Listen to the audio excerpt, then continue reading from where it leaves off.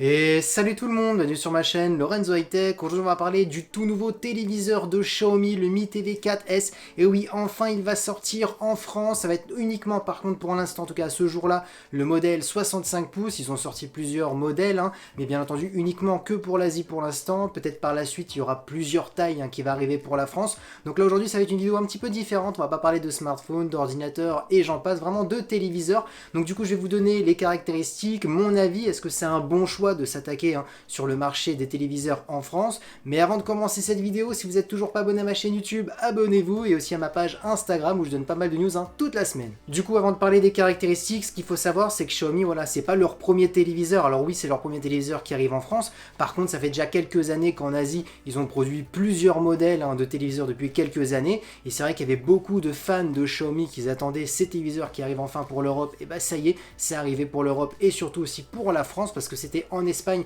où déjà ils bénéficient déjà de ce téléviseur. Donc ce qu'il faut savoir aussi bien entendu, c'est que Xiaomi ne produit pas de dalles, ils commandent leurs dalles chez LG Display et ensuite ceux qui font leur calibrage à leur sauce. Voilà la petite info juste avant les caractéristiques. Du coup rentrons dans le vif du sujet, des caractéristiques du design. Le design est plutôt joli, plutôt sobre, bon ça reste classique, on n'est pas sur un téléviseur haut de gamme, donc c'est sûr qu'ils n'ont pas misé sur tout le design. Bien entendu on est sur un écran de 65 pouces, ce qui fait du 1m65, donc c'est vraiment un écran gigantesque.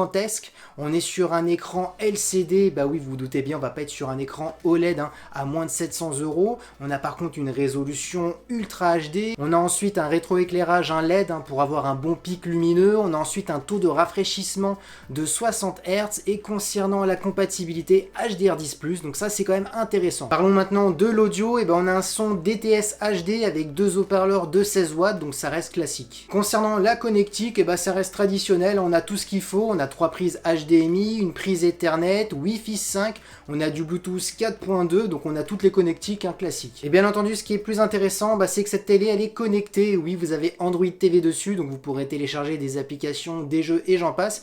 D'ailleurs, c'est Android 9.0 à l'heure que je vous parle. Ensuite, ce qui est intéressant, c'est la télécommande qui est plutôt sobre, classique. Et ce qui est intéressant, c'est qu'elle a un petit bouton vocal, donc du coup, vous pourrez dire OK Google, active Netflix, éteins telle chose et telle chose, parce que du coup, elle est connectée. Du coup, je vous ai donné toutes les caractéristiques sur ce téléviseur à peu près. Maintenant, je vais vous donner mon avis, et mon avis en deux étapes. Pourquoi en deux étapes? Tout simplement, j'ai pu tester qu'un ancien modèle en Full HD, donc du coup, je vais vous donner les points négatifs et les points positifs, bien entendu, de l'ancien modèle, et on va voir si ça correspond avec le nouveau modèle, parce qu'il y a déjà pas mal de labos tests que je fais confiance, qu'ils ont donné leur avis, et comme ça, on va pouvoir voir s'il y a eu des améliorations entre l'ancien et le nouveau modèle. Donc c'est parti. Du coup, commençons par les points forts. Alors le gros point fort, c'est le taux de contraste natif, qui est plutôt intéressant. Alors bien entendu, pour cette gamme de prix, on peut pas comparer le taux de contraste de ce téléviseur à un téléviseur haut de gamme à 2000 €. Après, ce qui est intéressant, bien entendu, c'est son design. Pour son prix, il est plutôt intéressant. La télécommande aussi, qui a une commande vocale, où là, il y a très peu de modèles qui le font, donc ça, c'est plutôt intéressant. Bien entendu, l'Ultra HD, parce qu'en termes de prix, à 700 €, avoir l'Ultra HD, c'est quand même intéressant. Ensuite, Android TV, qui est plutôt fluide, donc ça, c'est un bon point, parce qu'il y a beaucoup de téléviseurs, même haut de gamme, où en termes de fluidité, ça pose problème. Et dernier bon point, c'est la connectique, qui est vraiment complète, donc ça, c'est un bon point. Du coup, les points positifs que je viens de vous donner pour ce nouveau modèle, c'est la même chose pour les anciens modèles, donc pour l'instant il n'y a pas de changement. Parlons maintenant des points négatifs. Alors est-ce que ça va être la même chose que les anciens modèles? Et malheureusement oui, on retrouve les mêmes problèmes que l'ancien modèle et même dans le nouveau. Donc du coup le premier problème, c'est le calibrage qui n'est pas bon. Donc si vous y connaissez un petit peu, je vous conseillerais de changer le calibrage, parce que malheureusement on n'a pas la meilleure image avec les réglages par défaut. Deuxième point négatif, malheureusement pour les gamers, si vous recherchez un téléviseur, je vous dis passez ce chemin, parce que là malheureusement ce téléviseur il n'est pas fait, tout simplement parce qu'en fin de compte on a un gros retard à l'image. Donc si vous voulez jouer avec une bonne fluidité, je vous conseillerais pas ce téléviseur. Donc c'était la même chose pour l'ancien modèle, donc malheureusement il n'y a pas de changement jusqu'à là. Maintenant parlons aussi de l'HDR. Alors ça c'est le troisième problème. Alors pour ma part c'est que du marketing.